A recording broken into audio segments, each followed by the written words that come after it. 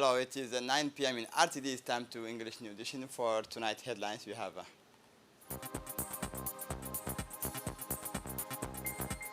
the first ordinary session of Parliament for the year 2024. The Minister of Education took part in the opening ceremony of the second session of the forum entitled Shaping the Future.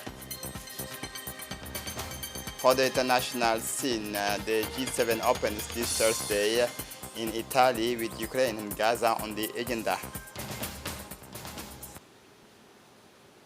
Welcome to our newsroom. The Minister of Foreign Affairs and International Cooperation Government spokesman Mahmoud Ali Yusuf visited Addis Ababa on June 13, where he carried a message from the President of the Republic, His Excellency Ismail Omar Guelleh, addressed to the Prime Minister of the Federal Democratic Republic of Ethiopia, His Excellency Dr. Abiy Ahmed Ali. It was an opportunity to review bilateral issues on the challenges facing our sub-region.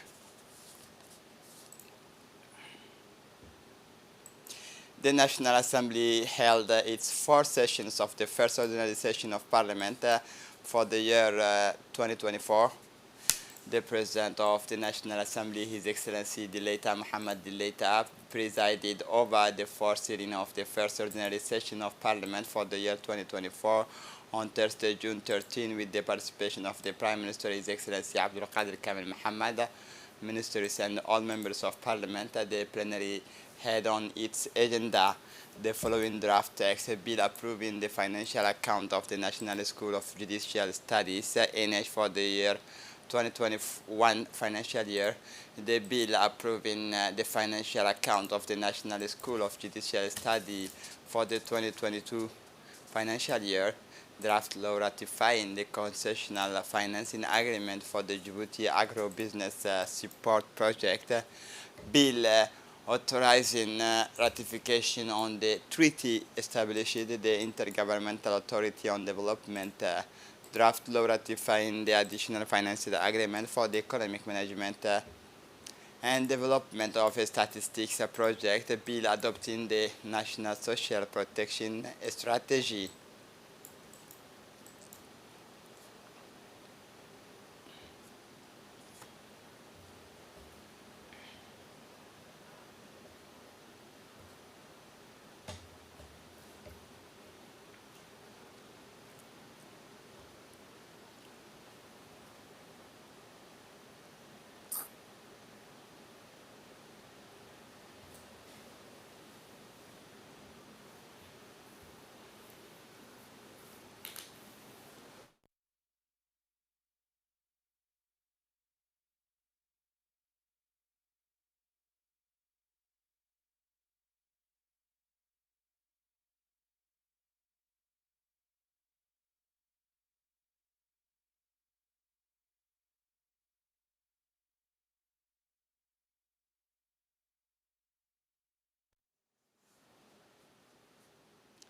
In his opening address, the President of Parliament, His Excellency Dileita Mohammed Dileita, declared the plenary session open. He then invited the various rapporteurs to take the floor to present their reports on the bills that had been examined in the committee.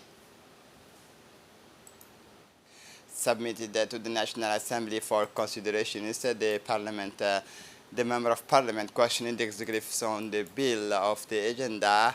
In response to the question, the Member of the Government provided some answers as well as additional information on the legislative project after the votes and the adoptions of the legislative text on the agenda.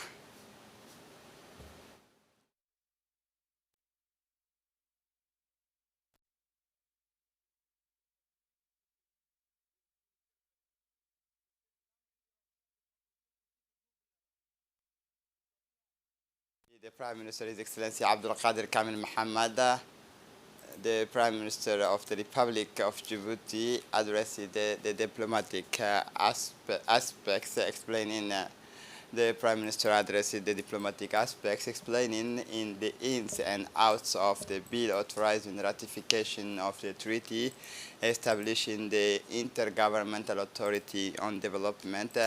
This treaty aims to better coordinate regional efforts to meet common challenges, notably climate change, natural resources management, and food security. He underlined the importance of this treaty for the Republic of Djibouti, which hosts the IGAD headquarters, taking this opportunity. His Excellency Abdul Qadir Kamal Mohammed, Prime Minister, expressed his warmest wishes for the Eid al-Adha. The President of the National Assembly, the Speaker of the National Assembly, His Excellency Dileita Mohammed Dileita, in his speech expressed on behalf of the national representation and in his own name a happy Eid al-Adha to the whole Djiboutian nation, wishing prosperity, good health and happiness for the Republic of Djibouti. He extended warm wishes to the Head of State, His Excellency Ismail Omar Guelleh, and the First Lady Khadra Mahmoud Haid.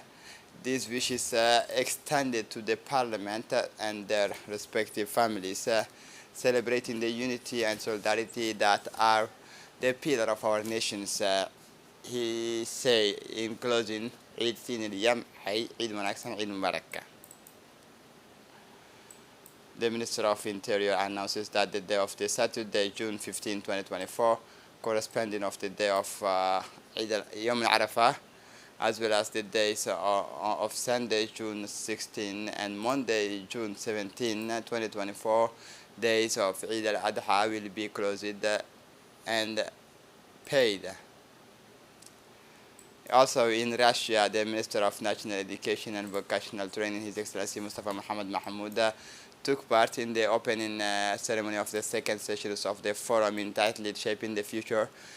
This second forum held on June 10 and 11 in Kazan, capital of the Tatarstan region, brought together Minister of Education and head of the delegations from over 39 countries. The forum addressed the issues related to current challenges in the international education environment, as well as the role of education in economic development. The forum also provided an opportunity for participants to share experience and best practices. At the opening ceremony of the forum, the Vice President of the Russian Federation took the floor to welcome the members of the various delegations and stressed that Russia is open to global cooperation in the field of education and is therefore ready to share its rich and unique experiences with the members of the forum participants.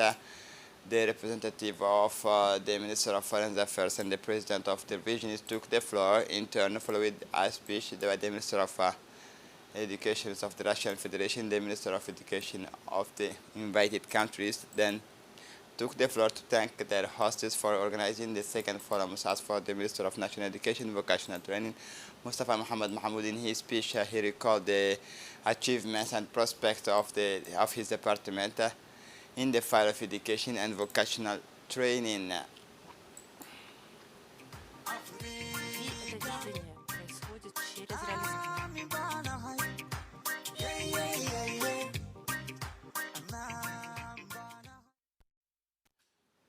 The Minister of National Education, Vocational Training, Mustafa Mohammad Mahmoud, said that my department is also responsible for implementing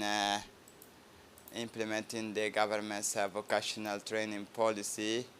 This is a very great responsibility, for we must create an environment conducive to quality vocational training to meet the demands of our national ambition. Indeed, we want to make Djibouti a regional hub in the field of telecommunication, logistics, and finance. In addition, vocational training must support the country's economic growth, which stands at around 6 to 7%.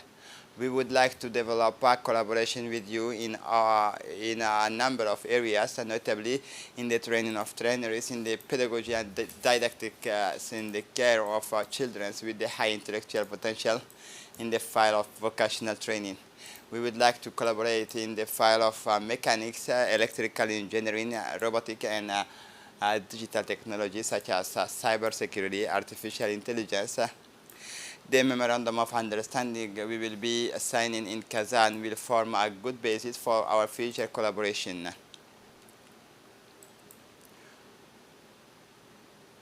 On the sidelines of the forum, the Minister of Education signed a memorandum of understanding with his Russian counterpart to strengthen cooperation between the two ministries. This memorandum will strengthen collaboration between the two countries and facilitate the exchanges and experience in the various areas of education system. The two countries are also committed to facilitating the organizations of joint activity in areas pre-established by both parties. The two parties undertake to promote mutually beneficial cooperation in the field of different levels of education and vocational training. The memorandum will also enable Russian languages learning in Djibouti.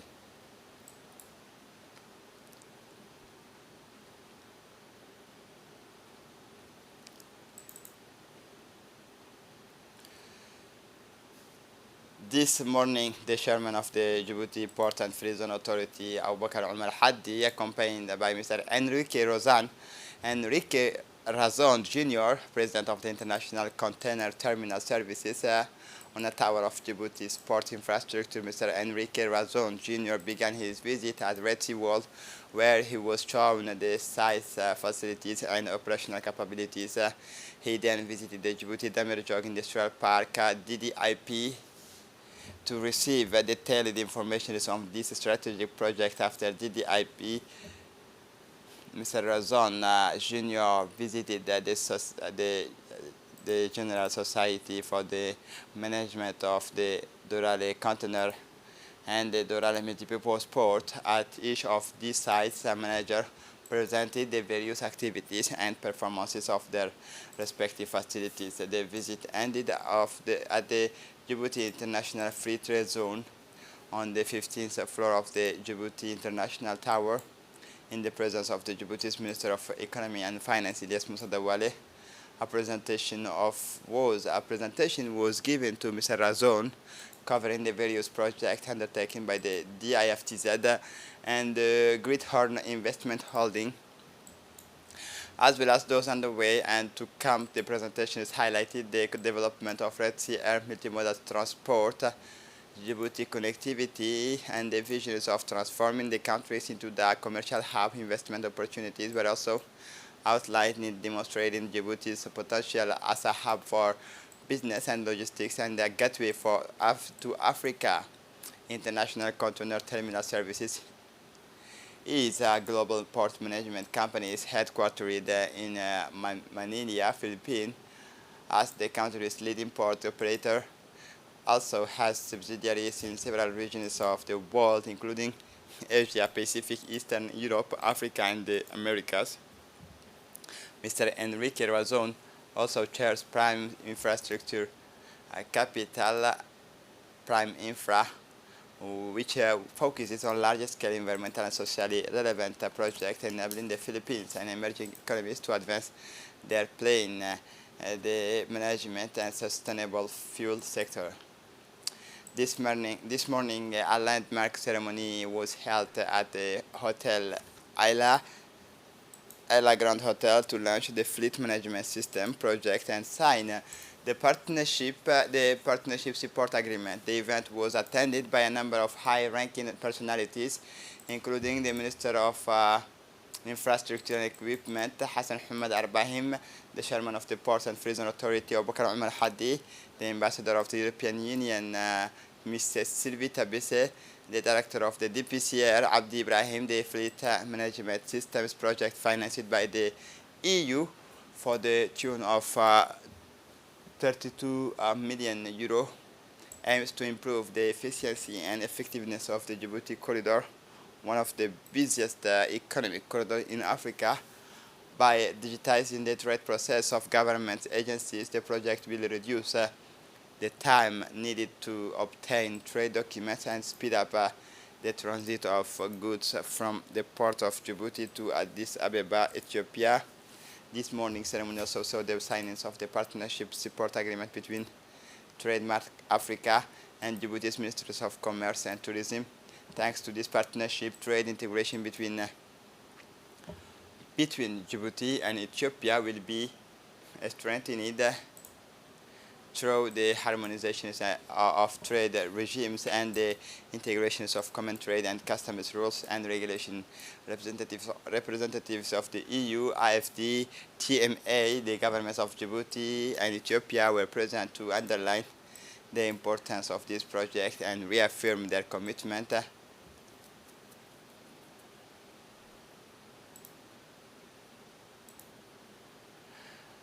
The ambassador of EU to Djibouti, Madame Sylvie Tabesse, said that this project in Djibouti and Ethiopia was funded by the European Union with the total import with the total amount of 32 million euro and comes within the framework of the broader support provided by the Union to the Horn of Africa's region, particularly in the areas of trade facilitation and infrastructure digitization in order to improve sub-regional connectivity and thus the competitiveness of this sector and this corridor at the regional and at the continental levels. It is really important in our view to support the Djibouti Vision's 2035 strategy through this project in the context that is estimated that about 80% of the traffic from the port of Djibouti is destined for Ethiopia and about 95% of the traffic is destined for Ethiopia pass through this corridor. Hence, Djibouti is as ambitious as it can truly become the lighthouse of the Red Sea. And for his part, the Director General of the DPCR, Mr. Abdi Ibrahim, said that this project, launched by the Ministry of Infrastructure and Equipment through the Djibouti Port Road Infrastructure, comes for the Horn of Africa initiative launched in 2019 and is fully aligned with the goals of Djibouti Vision 2035 under the enlightened leadership of the President of the Republic, Ismail Omar Guelleh. This project aims to bring about development in the management of truck movement, reduce operating costs, increase transportation safety, and reduce carbon emissions.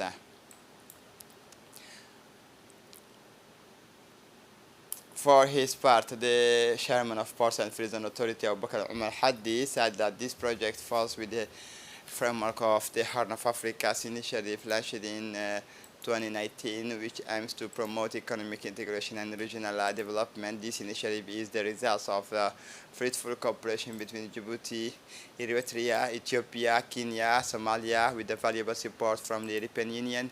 I take this opportunity to express our deep gratitude to the European Union for funding this ambitious project. This innovative system will allow us to track freight trucks on the Djibouti corridors in real times, thus improving loading and unloading operations at the port of Djibouti, reducing waiting times, improving operational efficiency, securing truck and cargo information are among the main benefits of this project. By facilitating the exchanges of data between different parties, these systems enhances coordination and transparency in the management of logistics operations. It fits perfectly with our vision to modernize and sustainably develop port infrastructure. Also helps strengthen our position as a regional logistics hub. In this regard, it is important to remember that this project comes with the framework of the visions of the President of the Republic, Ismail Omar Guelleh, to make Djibouti a regional and international logistics hub. The Minister of Transport, Hassan Hamad Arbahim, said that also these systems, it will enable real-time tracking by providing instant data on the locations of trucks, thus ensuring complete visibility of goods transportation. This project also have another advantage that will also enable secure user fee collections by allowing accurate and secure fee collections. It will increase transparency and efficiency.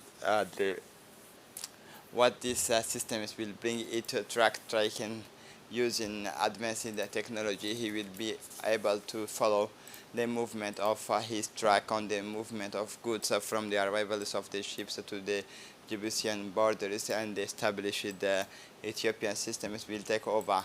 In general, the passages related information, the Djibouti corridor will be fully integrated.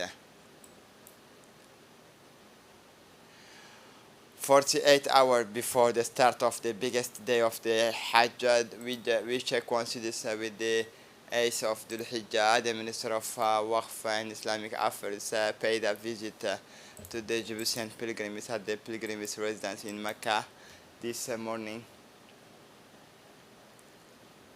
The visit was part of the final preparations for the departure to Mina, the stage preceding Arafat Day.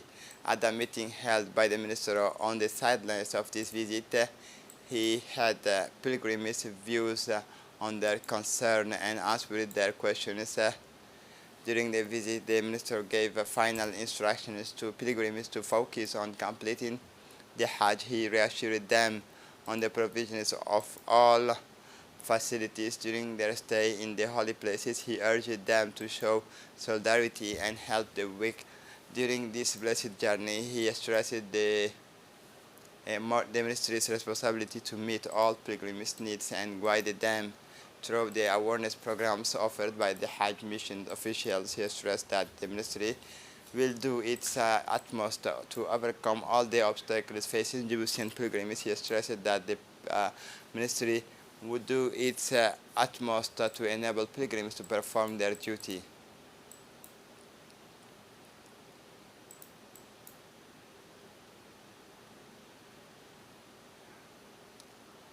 On Thursday, June 13, the Minister of Communication in charge of Post Telecommunication, the Minister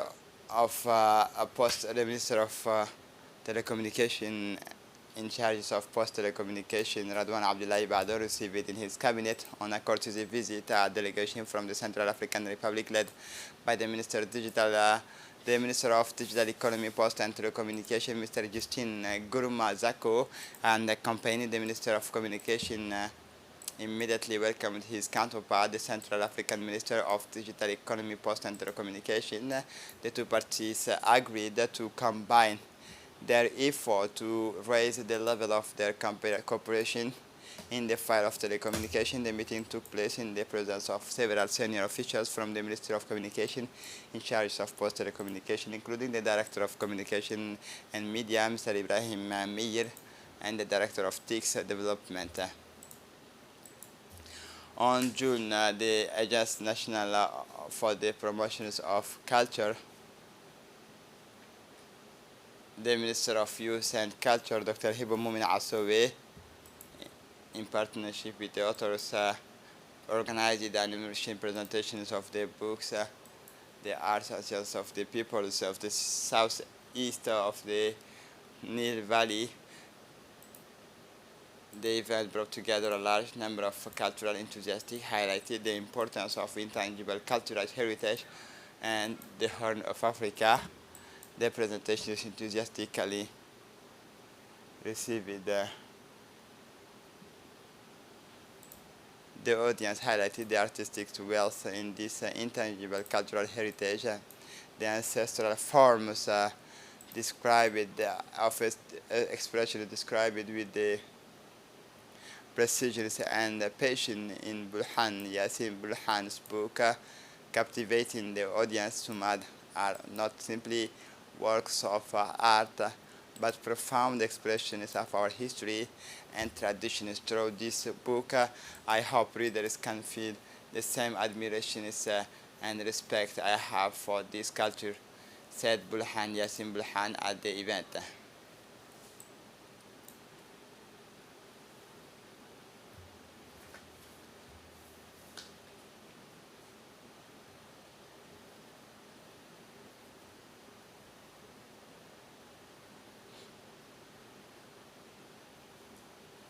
Mr. Duale Said Mahmoud, Managing Director of the INPH, held a number of important meetings as part of his working missions. He met with the representative of the Columbia University to discuss ways and means of future collaboration in the field of education for people with disabilities. In addition, he held bilateral meetings with the Brazilian delegation to discuss the respective experience of each country in the field of disability and future collaboration aimed at exchanging best practices. A cooperation agreement is currently being signed with Brazil. Yesterday saw the opening of the seminar for the security and defense schools organized by the Director of Cooperation and Security of the Defense at the National Gendarmerie Conference Center, chaired by the General of the Chief of Staff, Mr. Regis Kolkombe, Director of Security and Defense Cooperation. This important event brought together, in addition to officials from DCSD, of the French Ministry of Europe and Foreign Affairs, the French Development Agency, and UNITA 21 managing directors of representatives of security and defense schools based mainly in Africa, as well as 23 French designated directors and project managers stationed in these countries. Now, in its fourth year, this annual event is a unique opportunity for the heads of these security and defense schools and the DCSD to meet and exchange ideas with the aim of optimizing the exceptional network of partnership alongside the representative of the Chief of Staff of the National Gendarmerie, Colonel Abdulrauf Burhan Mohammed. Several national authorities took part in the opening ceremony of this seminar, which will run until June 12, including Mr. Mahdi Absi Bouh, Director of Bilateral Relations, representing the Minister of Foreign Affairs and International Cooperation, Mr. Dawood Ali Abdou, Director of the Civil Aviation Authorities, Colonel Mahmoud Musa Mahmoud, National Director of the Civil Protection, Colonel Mahdi Aden, representing the Director of the General of the National Police, Colonel Muhammad Jama Qayad, representing the Chief of the General Staff, as well as several senior officials of the National Gendarmerie. The French Embassy's first consular chargé d'affaires also took part in the inaugural ceremony.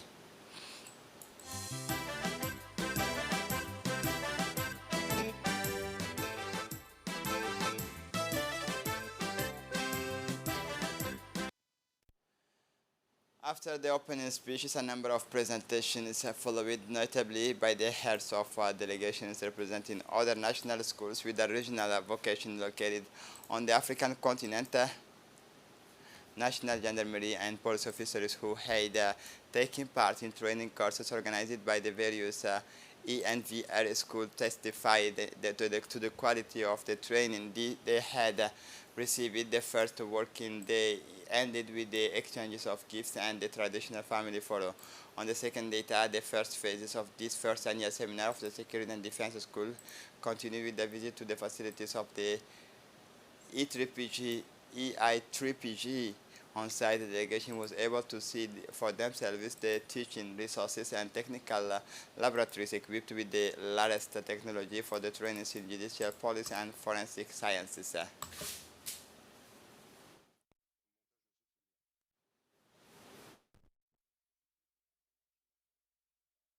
The Director General of the National Police laid the foundation stone for the future police station. The Director General of the National Police, Colonel Abdurrahman Ali Kahin, accompanied by several police officers, traveled to Mulud in the Dakhil region on Wednesday afternoon to lay the foundation stone for a new police station. Colonel Abdurrahman Ali Kahin was welcomed on arrival by the prefect of the Dakhil region, Mr. Hassan Abdi Roble, the Vice President of the Regional Council, Mr. Ibrahim Guru Abdullah, the Mulud Sub-Prefect, Mr. Musa, and the Managing Director of the Railway Companies, who is also Chairman of the Mulud, Mahmoud Dabbar, the Mulud Development Committee, and thanked the local people for their warm welcome. It should be noted that this project is part of capacity building program for police detachment in the southern region. The Director General of the National Police also took advantage of his visit to Mulud to join the Secretary of State for Sports, Mr. Hassan Mohammed Kamila, in launching the first editions of the Mulud football tournament organized by the Mulud Development Committee for the 8 prefectures of the 2 southern regions.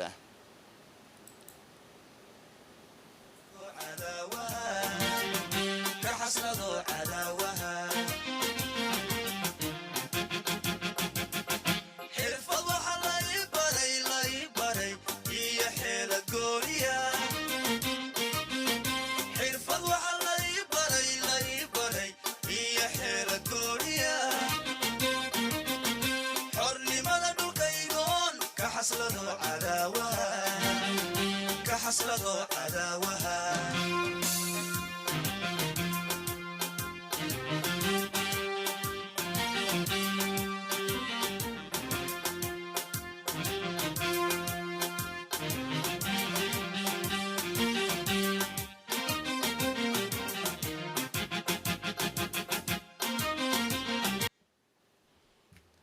For his part, the director of the National Police, Mr. Abdurrahman Ali Kahin, expressed his great satisfaction at the laying of the foundation stone for the project to build the first national police station in the locality of Mulud. He praised the support of the managing director of the Egyptian Society of the Railway, the prefect of the Khil, the Mulud sub-prefect, the president of the regional council, and the local resident.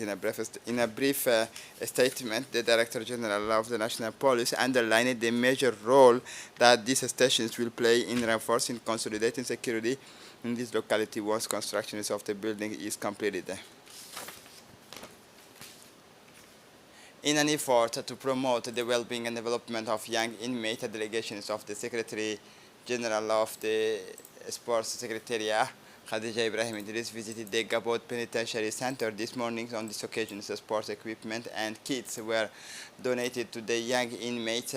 The ceremony took place in the presence of the Director General of the Gabot Penitentiary, Colonel Mahmoud Yunus, as well as various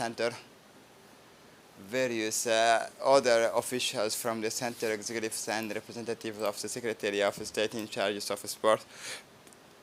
Also honored the event with their presence, testifying to the importance attached to this initiative. The main aim of this donation is to provide incarcerated young people with the means to develop through sports by providing them with support equipment and kits. The Secretary of State for Sports intends not only to keep them constructively occupied, but also to enable them to develop essential skills such as team spirit, disciplines, and resilience. The Secretary General underlined the importance of this gesture, stating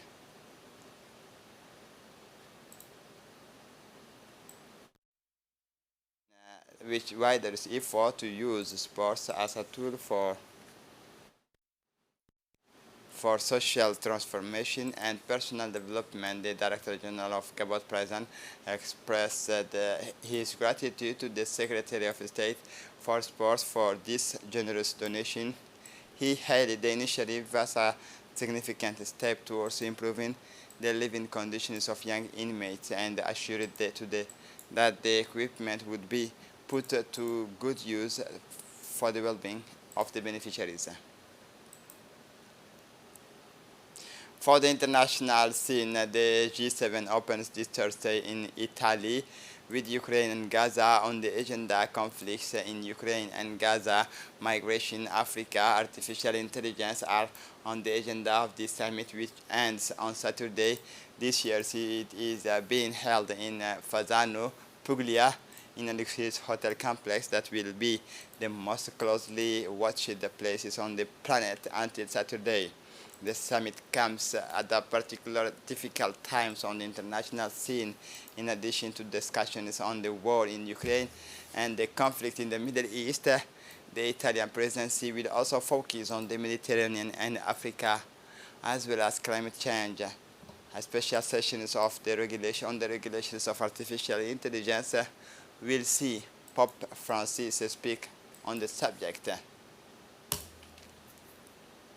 And this is it for the news. Thanks for watching us. Have a good evening.